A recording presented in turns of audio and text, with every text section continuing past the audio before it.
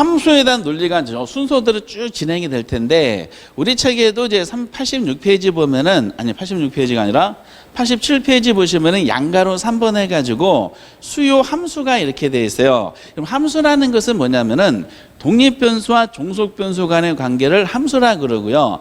독립변수는 영향을 주는 것이고 종속변수는 영향을 받는 거예요. 근데 이 부분이 좀 깨져가지고 다시 한번 표현해 보면은 그럼 수요함수가 돼 있어요. 여기 표현이 그 영향을 주는 거를 이제 우리가 독립변수라 그러고 영향을 받는 거를 이제 종속변수라 그러는데 근데 어떤 함수냐에 따라 어떤 함수를 논하느냐 했을 때 지금 수요함수를 논하는 거예요.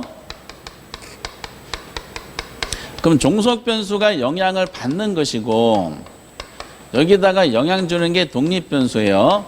근데 수요함수 해놓고 영향 주는 게 독립이고 영향을 받는 게 종속이다. 이 개념 안에 이렇게 물어보는 것은 아니야. 여기서는 어떤 중요한 주제를 끄집어내기 위한 수단이 되는 거예요. 경제학적인 원리이기 때문에 그래요. 근데 영향을 받는 것이고 영향을 이제 주는 건데 자극이고 반응이야.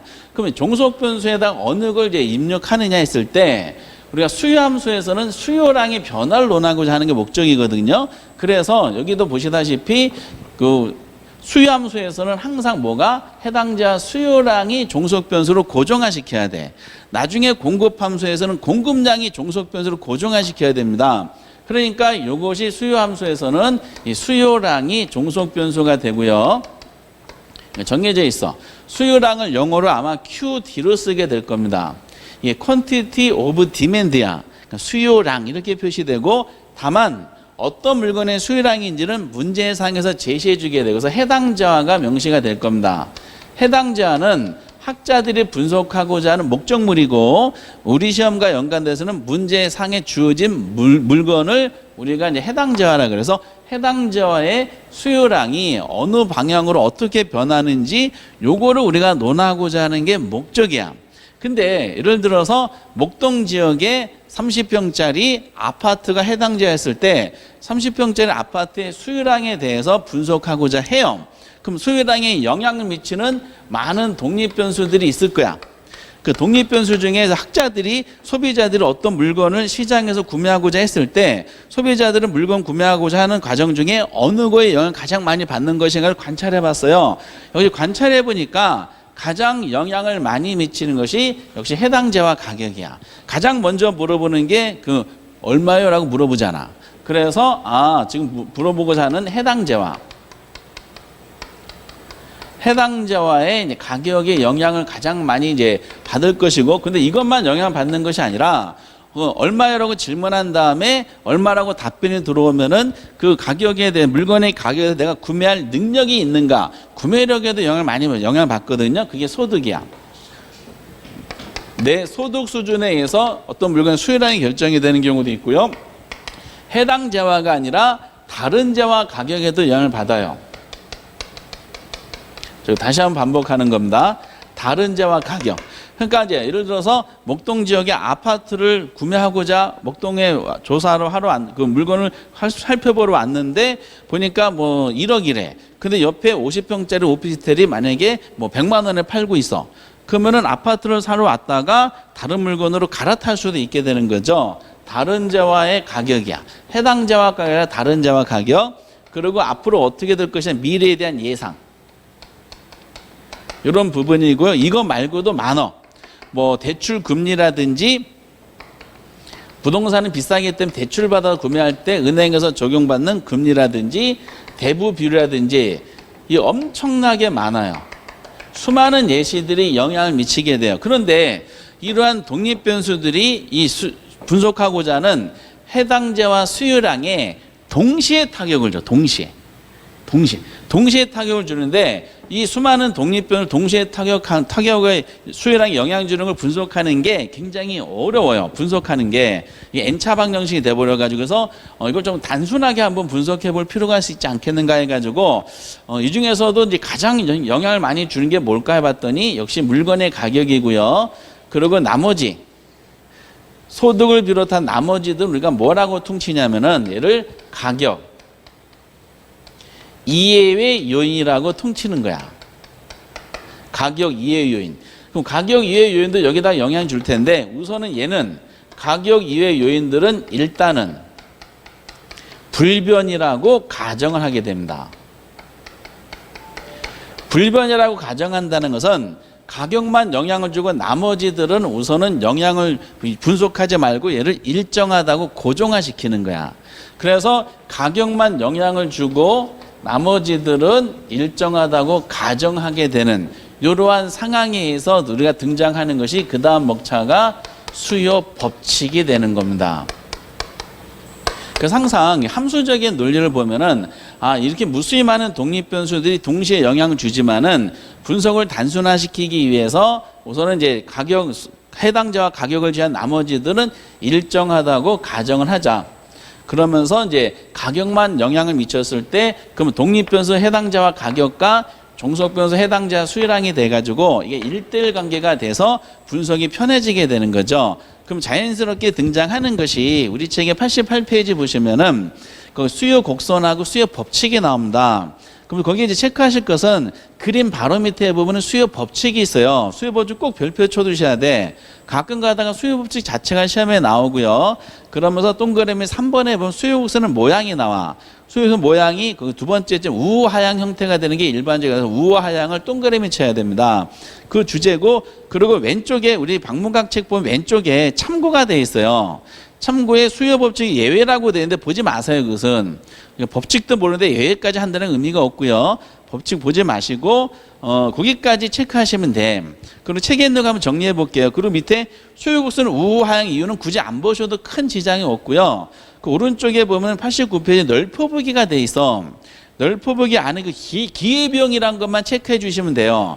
기회비용만 체크하시고 밑에 매몰비용이라든지 귀속비용 이건 안 보셔도 돼. 근데 기회비용 자체도 물어보는 것은 아니라 나중에 요거와 직접적으로 관계되는 파트가 투자론에서 나올 거니까 그때 한번 정리해 보도록 하겠습니다. 그럼 거기까지 내용인데, 그럼 정리해 봤을 때 그 수요 법칙이라는 것은 방금 전에 수요 법칙 다른 모든 조건이 일정하다고 가정했다 그래서 다른 모든 조건이라는 거 아까 적어들었던 가격 이외의 다른 조건은 일정하다고 가정하고 오로지 뭐만 변했을 때 해당자와 가격만 변하는 거야. 해당자와 가격이 변했을 때 얘가 해당자 수요량에 영향 미치는 관계를 말하는 것이고요. 그러면은 수요 법칙을 논할 때 우리가 가격을 영향 주고요. 그리고 수요량이라는 관계가 이렇게 나와요. 그럼 상식이 다른 게 일정 가정했을 때 가격이 상승해요. 그럼 당연히 수요량은 어떻게 된다? 수요량은 감소하게 되고요. 가격이 하락하면은 수요량은 어떻게 된다? 증가하게 되는 거죠. 그럼 지금 보신 것처럼 가격이라는 독립 변수가 충격을 줬을 때 수요량이라는 종속 변수가 가격이 움직인 방향과 반대 방향을 움직이고 있어요. 비싸면은 덜 사고 싸면 더 사는 관계, 이게 상식적인 내용이야. 그래서 서로 반대 방향으로 움직인다 그래서 가격과 수요량의 이 관계를 역의 수요 법칙이라 그러고, 방향으로 따져서 역의 관계라 말은 반대 방향 움직인다는 것이고, 이거를 반비례라고 표현합니다. 우리가 이제 투자론에도 이런 표현이 나오는데 우리가 비례 반비례라는 말을 많이 해요. 비례 반비례라는 말은 이게 방향성 따지는 거야. 동일 방향으로 움직인다는 것은 비례 관계라 그러고 반대 방향 움직인다는 건 반비례 관계라 하는데 이걸 부호로도 표시합니다. 앞으로 투자론에도 그런 표현이 많이 나올 텐데, 반비례라는 것은 어떤 자극이 독립변수 자극에 대한 종속변수 반응이 반대 방향 움직인다 그래서 마이너스를 표시하고요. 동일 방향 움직인다는 것을 우리가 플러스로 표시하게 됩니다. 근데 수요 법칙이 지금 보시다시피 가격의 변화가 줬을 때 변화 방향과 수요량의 변화 방향이 반대 방향으로 움직이는 게 확인이 되죠. 그 예를 드는 것이 이렇게 예를 들었어요. 갑이라는 사람이 사과를 구매하고자 해요. 그러면서 이때 똑같은 예를 듭니다. 이때 사과를 구매하기 위해서 할당된 갑의 소득이 1,000원이라고 예를 들었었어요. 1,000원 보면 사과를 구매했는데 이때 사과 가격이 100원이었더라. 사과 100원이면은 이걸 통해서 사과 수요량이 결정이 돼요. 그럼 우리가 수요량이라는 것은 최대 수량이라는데 소득 1,000원 범위 내에서 100원짜리 사과를 구매할 수 있는 최대 수량이 몇 개가 되냐? 10개가 되는 거야. 그럼 여기에 우리가 논하고자 하는 목적은 이 사과 수요량이라는 이 종속 변수가 얼마만큼 어느 방향으로 움직이느냐 그걸 논하는 겁니다. 그러면 이거에 대해 영향 미치는 독립변수가 방금 예를 든 거에서는 두 가지가 예를 들어 있어요. 뭐하고 뭐가 들어있냐면은 소득도 영향 줄 것이고 가격도 영향 줄 거야. 해당자와 가격. 그런데 수요 법칙을 단순하게 논하기 위해서는 가격만 영향 주고 요 소득이 가격 이외의 요소 중에 하나였었죠. 가격 요소 중에 하나였던 소득은 일단은 불변이라고 가정합니다. 이 말은 소득은 천원은 움직이지 않고 얘는 고정화시키는 거야. 고정화시킨 상태에서 수요 법칙을 논하려면은 사과 가격이 변하는 거예요. 사과 가격이 비싸졌어. 이게 200원으로 상승하면은 구매력이 떨어졌기 때문에 사과 수요량이 몇 개가 되냐? 5개로 줄어들어요. 그래서 사과 가격이 만약에 50원으로 하락했다. 그럼 이제 가격 하락했으니까 구매력이 높아졌죠. 그러니까 이제 사과 수요량은 20개로 이제 증가하게 됩니다. 그러니까 지금 보시다시피 사과 가격이 상승하면 수요량 줄었고 사과 가격이 하락하면 수요량이 증가한다. 이거를 수요 법칙. 그러니까 사과라는 가격의 변화 방향과 수요량의 변화 방향 서로 반대 방향 움직인 것이 확인이 된 겁니다.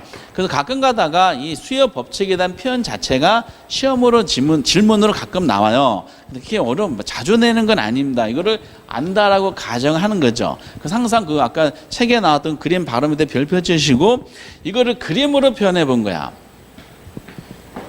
표현해 본 것이 이제 수요 곡선이죠. 앞으로 모든 수요 곡선은 이렇게 그릴 텐데 모양이 어떤 모양이다? 우하향 형태를 가지게 되죠. 아까 전에 사과를 계속 예를 들면 해당자가 사과로 가정했을 때 만약에 사과 가격 100원이었었더라. 이때 소득은 일정하다 그랬어요. 그러면 100원이었을 때 수요량은 몇 개가 되냐면은 10개가 됐었어요. 근데 사과 가격이 200원, 그러면 이 10개란 것은 100원이라는 사과 가격에 대응하는 수요량 10개를 좌표에 찍었을 때 A점이 찍혀요. 여기에 100원이란 가격에 대응하는 수요량점이고요. 사과 가격 만약에 200원으로 상승했다 그러면은 그만큼 구매력이 떨어지기 때문에 수요량은 예를 들어서 5개로 줄어들어요. 그럼 200원 가격에 해당되는 수요량 5개를 좌표에 찍으면은 여기에 점이 찍힙니다. 이거를 C점이라 한번 가정해 볼게요. 그 사과 가격이 만약에 50원으로 하락했다.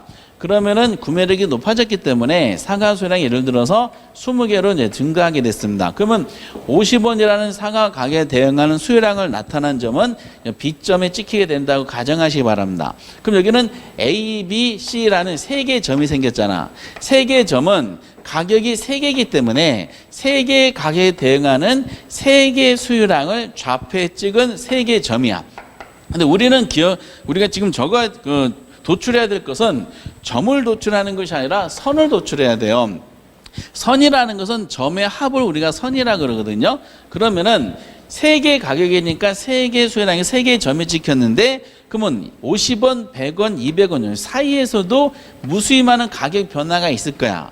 요 사이에 해당되는 가격 변화에 대응하는 수요량도 요 5개, 10개, 20개 요 사이에 존재하게 될 것이고요.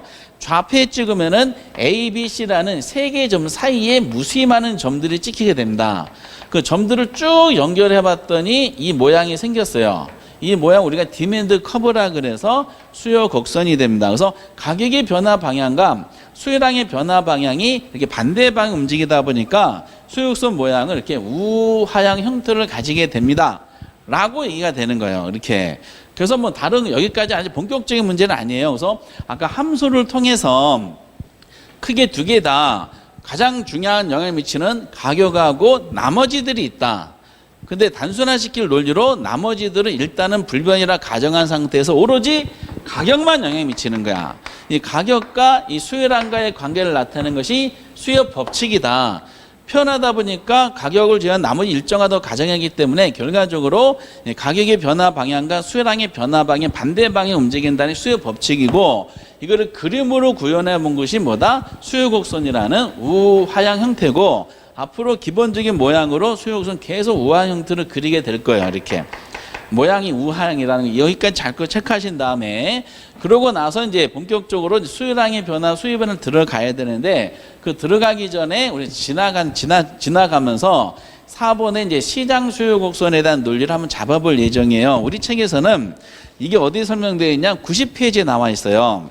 90페이지에 개별 수요 곡선과 시장 수요 곡선이 그럼 어떤 논리인지 요거는 지나가다가 별도 테마로 한번 해보게 된 것이니까 한번 잘 구성해 생각해 보시기 바랍니다. 그래서 그거 조금만 쉬었다가 물 한 잔 마시고 한번 해보도록 하겠습니다.